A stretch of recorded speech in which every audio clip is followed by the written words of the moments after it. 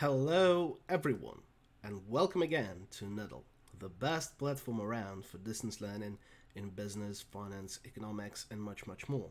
Please don't forget to subscribe to our channel and click the bell notification button below so that you never miss fresh videos and tutorials you might be interested in. My name is Seva, and today we're discussing one more dependency test that can be used to reject or accept the null hypothesis that a particular stock market is efficient, or more broadly, that there is some form of dependency in a particular time series. And this test has been developed in 1996 by Brock-Dechert-Scheinkman-LeBaron, and it is called, therefore, as an abbreviation, BDSL test, or BDS test, as sometimes it is traced back to an earlier paper where LeBaron has not been yet included. The logic of this test is quite complicated, albeit rather intuitive if you think about it a little bit deeper.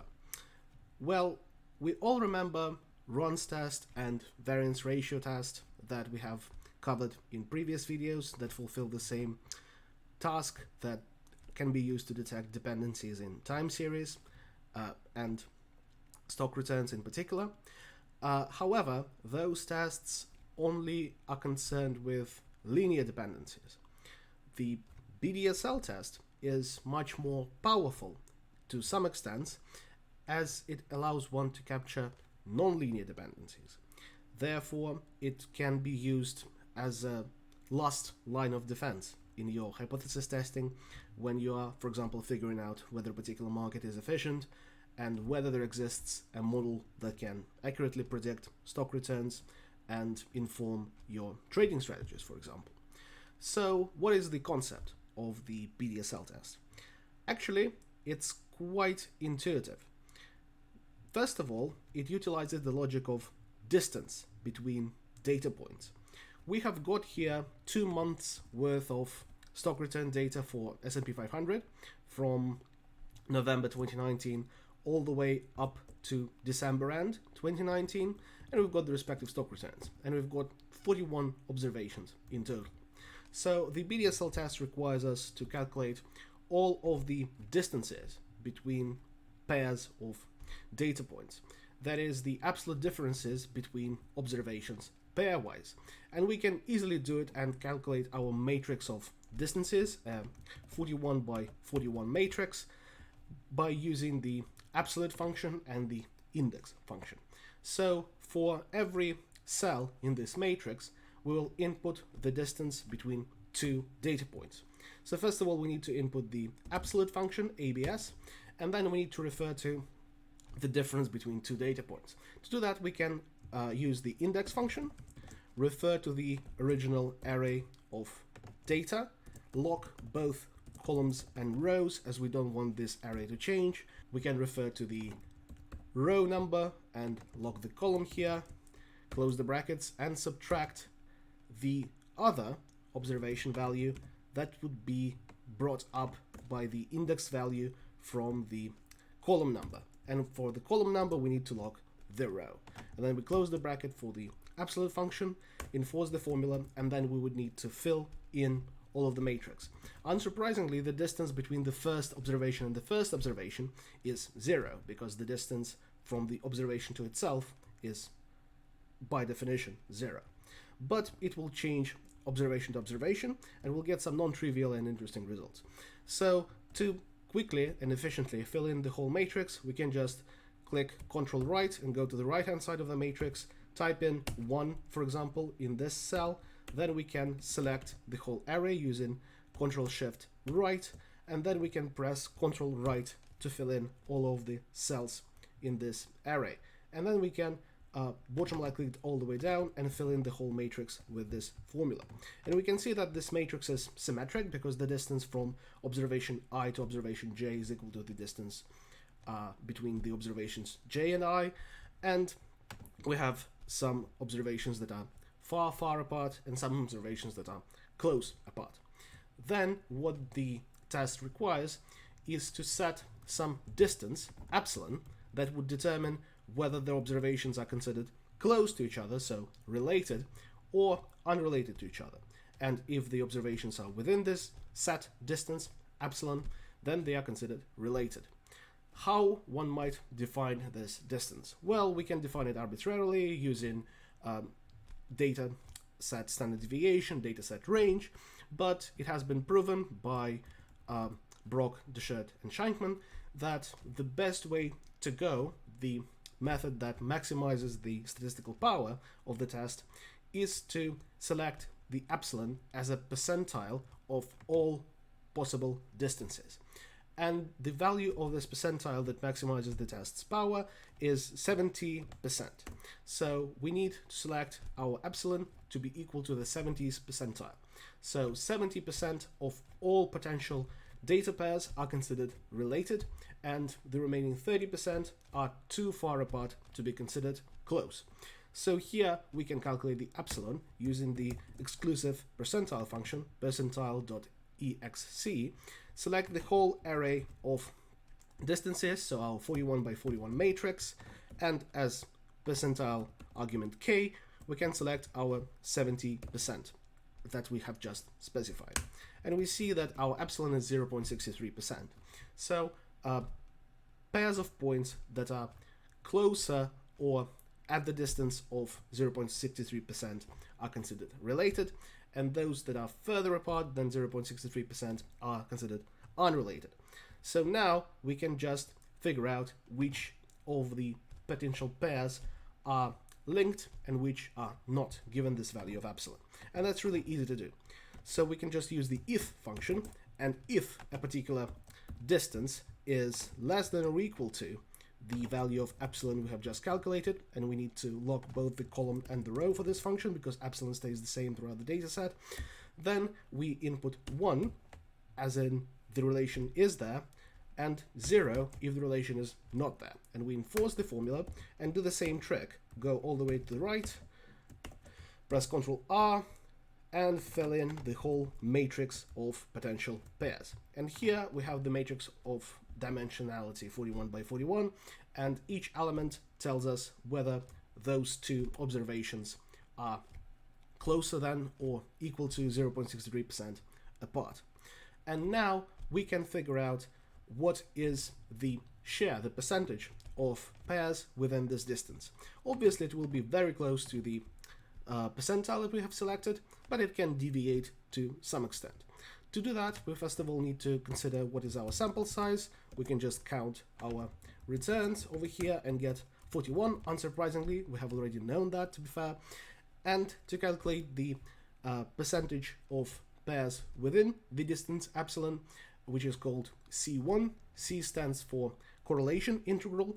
That is the degree to which the data is interconnected in terms of distances.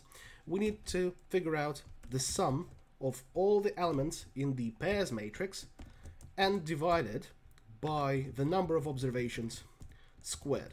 And that's quite intuitive if you think about it, because the total number of possible pairs, if we count with repetition, is n squared, because each observation can be paired with any other observation. And if we divide the sum of this matrix onto n squared, we'll get the percentage of pairs. And unsurprisingly, we get a value that is remarkably close to 70%. That signals that we have not screwed anything up. Now, what is the logic of the test and how it utilizes these percentages, these correlation integrals, is that if the data is independent, that is, there are no dependencies, linear or non-linear, or if the data follows deterministic chaos, then it would be possible to figure out that the probability that a pair of points is within the distance epsilon is an independent event. And that means that a probability that two pairs of points are within the distance would be just the probability that one pair of points is within the distance squared. Because if the two events are independent, then the probability of them both happening is just equal to the product of their probabilities. And we can extend this logic to triples of points, quadruples of points, and so on and so forth. And test whether the event that 2 points, a pair of points, is lying within epsilon is independent. If it is independent, then the differences in probabilities between those two events would be close to zero, statistically indistinguishable from zero. And if there are any dependencies that influence this joint probability, then we could conclude that there is some nonlinear dependence in our time series. To figure it out, we first need to calculate the percentage of all potential triples within the distance. And it is hard to do directly, but here graph theory and matrix multiplication can help us. Using the logic of graph theory, that basically we have a graph with 41 vertices, each representing an observation, and this matrix basically tells us whether there is an edge between a pair of vertices, then we can actually multiply this matrix onto itself, so calculate the square of this matrix, and it will give us a number of triples with particular sets of points as its cell values. And then we can use the multiplied matrix to figure out the percentage of triples. So to calculate the triples matrix, we need to multiply the pair matrix onto itself. So we need to select a 41 by 41 array over here and use the mult function and multiply the pair matrix over here onto itself. And then we can enforce this formula using Shift-Control-Enter, and we'll get a matrix where each cell counts the number of potential triples. And if we sum all of the elements, all of the cells of this matrix, we will get the total number of triples that exist in our data set. And to figure out the percentage of all potential triples that we got using our data set and our distance, we'll need to divide it by n cubed, because if we count with repetitions, the total amount of potential triples is indeed n cubed. So then we can figure out our k constant, which is the number of potential triples, by just summing all of the elements of the triple matrix and dividing it by n cubed.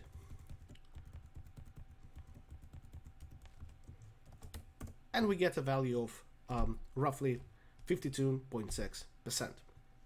Now, having computed C1, our first correlation integral, and K, the fraction of triples, we can proceed to the test itself.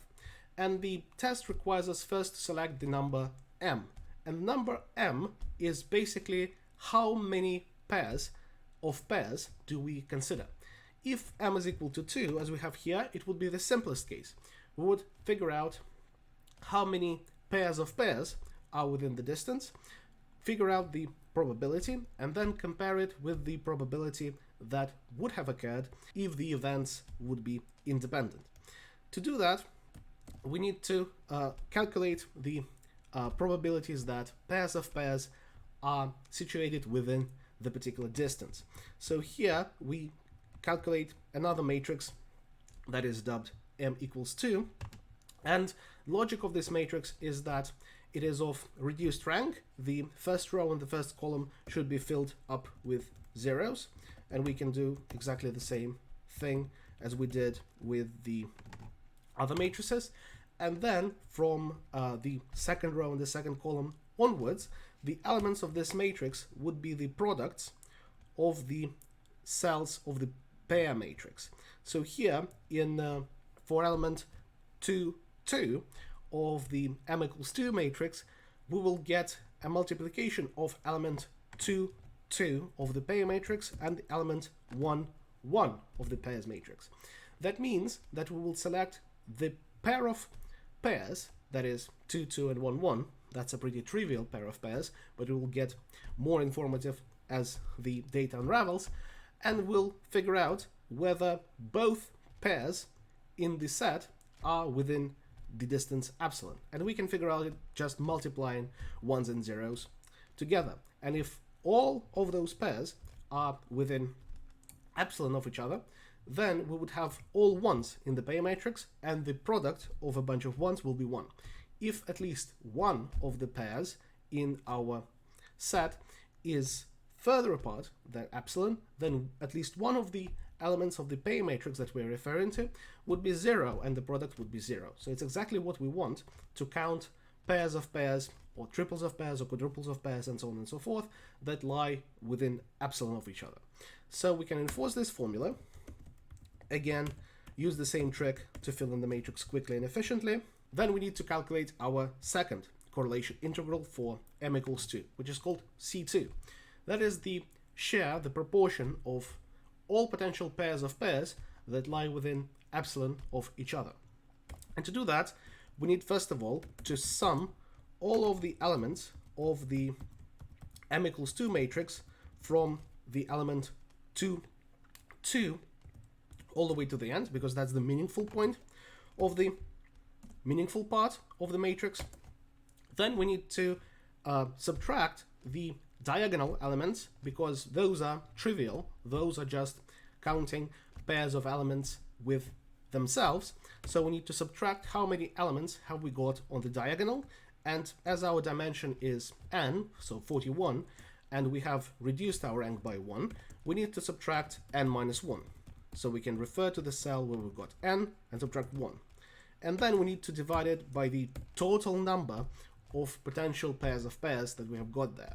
And here we have the number of observations minus 1 squared, which is the total potential number of pairs, minus the ones we have left out previously, which is n minus 1, because we have removed the diagonal from our calculations.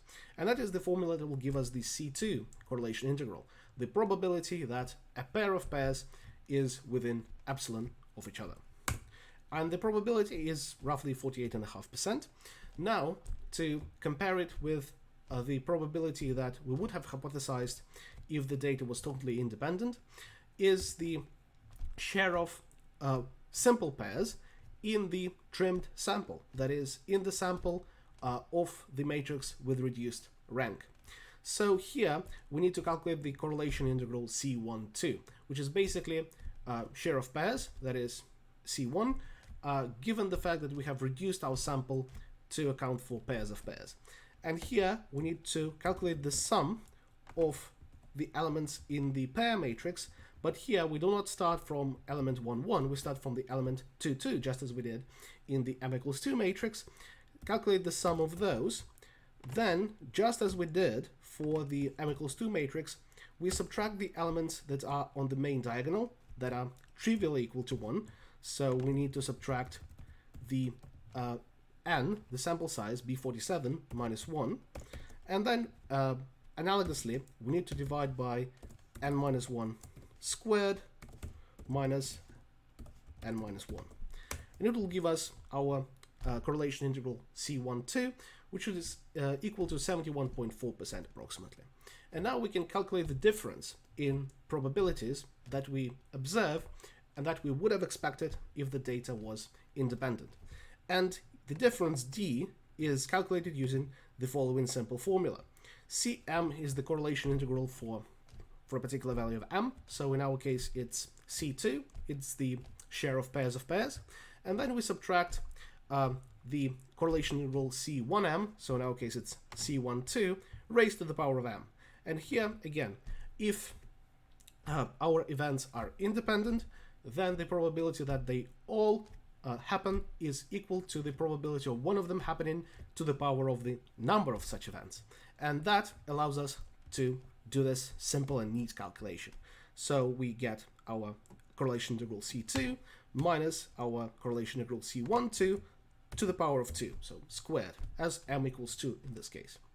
And our difference is minus 2.4%, which means that we deviate slightly from the probability that we would have expected if the data was independent. But is this deviation statistically significant? Well, to determine that, we have to apply formal testing and figure out the estimate of the variance of this difference. And to do that, we actually required the k coefficient, which is the share of triples, and that's the only reason why we have calculated this large matrix of triples and the share of triples. So the variance is calculated using this formula, and the testing procedure has been first developed and proven by the following authors in the 90s paper.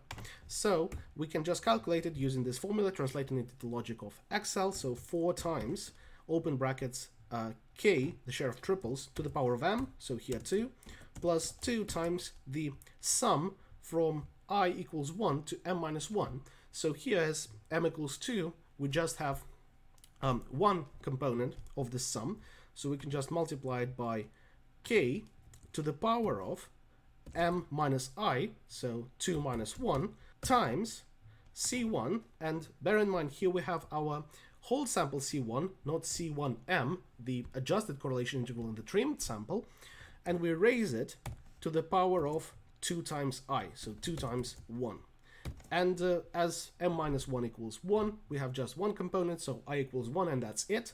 We have finished inputting this sum, and then just 2 further components in this variance calculation, plus m minus 1, so 2 minus 1 squared, times C1, so pairs within distance, to the power of 2m, so 2 times 2, minus k times m, so 2, squared, times C1, so pairs within distance, to the power of 2m minus 2, so 2 times 2 minus 2.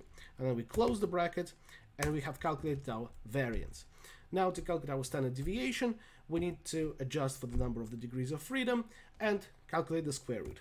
So square root of variance divided by n, so sample size, minus m, so minus 2, plus 1.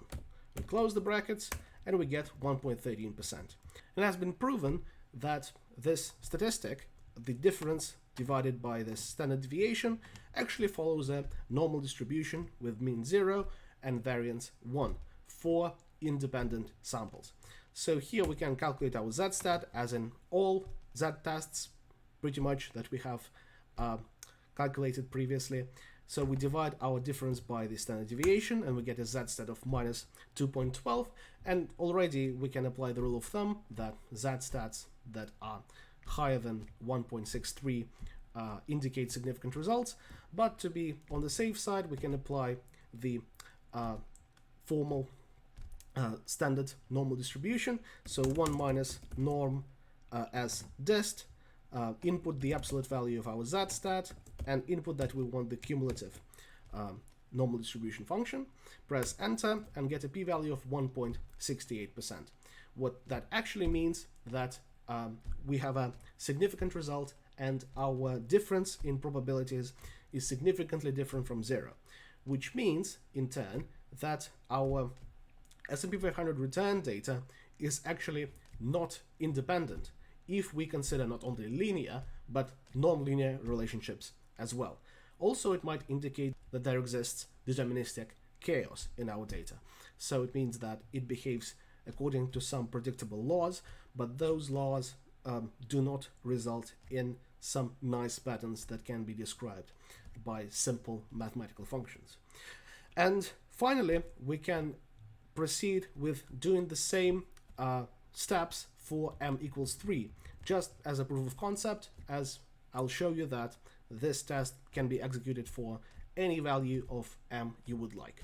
But most oftenly, you just limit yourself to m equals 2, 3, 4, 5, or 6. Sometimes you can go up to m equals 10, but later on, it's not really common to go as far down as that. And obviously, you're also limited by your sample size. Given the fact that we're just multiplying a bunch of matrices and figuring out products and simple arithmetic operations, you can actually go up to quite significant sample sizes. You can easily do a BDSL test for a sample size of 1,000 in Excel, or even 2,000. Here, I've just got 41 observations so that I do not flood all of the screen with matrices of dimensions 1,000 by 1,000 and that type of stuff. So, without further ado, for the correlation integral C3, we need to apply the same procedure for potential triples of points. So here, we've got a matrix m equals 3, that's still 41 by 41, and here we need to fill both first 2 rows and first 2 columns with zeros. So to do that, we can just input 2 ones over here, input a 0 and a 0 over here, and press Ctrl right. Over here we can fill the first two columns with zeros, and we start from element 3, 3, as we are concerned with triples of points. And in this element we go all the way up to our pairs matrix, and we input the product of those three elements. And here obviously this is also a trivial case, as all three elements lie in the diagonal, but applying this formula for all of the cells of the matrix allows us to calculate the triples of points that are situated within epsilon. And this logic can be then translated to quadruples of points, sets of 5 pairs, sets of 6 pairs, and so on and so forth. You just further limit the M matrix, and you multiply more elements of the pairs matrix together. So now we need to apply the same logic. We need to sum the elements of our M equals 3 matrix all the way from here, from 3.3, select the matrix all the way down from there. Then we need to subtract the trivial cases, so elements on the main diagonal, which would be n minus 2, and then we need to divide it by the total number of potential triples of pairs. So b47 minus 2 squared, so n minus 2 squared, minus the elements on the diagonal we have already ruled out. And it gives us 34.14%.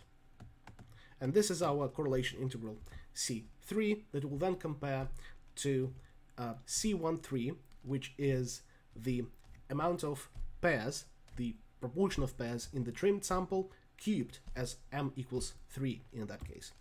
To calculate C13, we need again to just calculate the sum of the elements of the pairs matrix starting from element 3, 3, subtract the trivial cases, so n minus 2, and divide it by the total number of potential cases, n minus 2 squared minus n minus 2.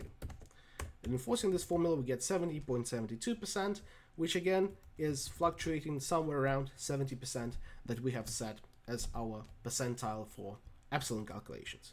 Now we can figure out the difference. The difference would be C3, so Cm, minus C1m to the power m, so C13 to the power 3, so cubed. And the difference is still negative, albeit a little bit smaller than the previous case. To determine whether it's statistically significant, we need to figure out the variance. And the variance calculation is again similar to the previous case, albeit we'll have a longer sum as per the formula over here. So we need to input 4 times, open brackets, k, number of triples, to the power of m, so cubed, plus 2 times, and here we'll get 2 components of our sum as m equals 3, so m minus 1 equals 2, so we'll get our sum component for I equals 1 and I equals 2. So open brackets, and the first component for I equals 1 would be k to the power of m minus 1, so 3 minus 1, times c1 to the power of 2i, so 2 times 1. And then the second component will be k to the power of m minus 2, so 3 minus 2, times c1 to the power of 2i, so 2 times 2. And that ends it all for the sum over here. And now we just add 2 more components, so m minus 1 squared, 3 minus 1 squared, times c1 to the power of 2m, 2 times 3, minus k times m squared, so 3 squared, times c1 to the power of 2m minus 2, 2 times 3 minus 2. And we close the brackets finally, and we have calculated the variance here.